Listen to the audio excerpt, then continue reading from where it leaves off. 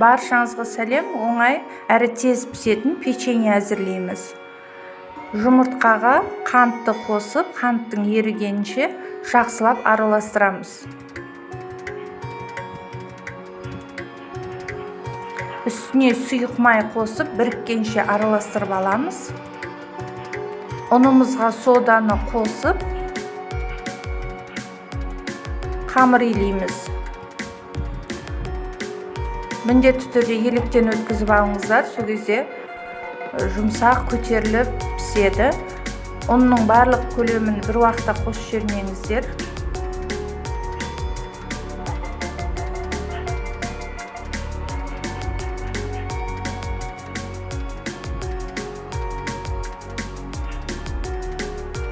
Осындай қолға жабыспайтын жұмсақ қамыр дайын болады.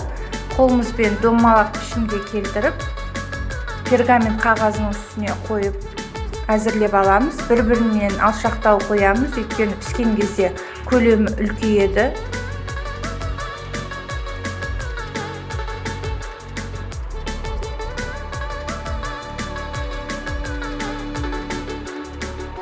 Үстінен вилкамен аздап басып қойсаңыздар болады.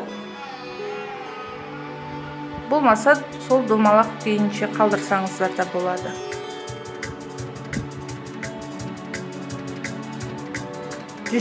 градуста 15-20 минутта духовкаға салып пісіріп аламыз.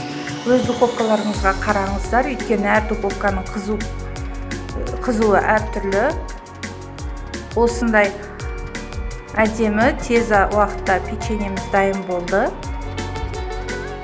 Сіздерге ас болсын.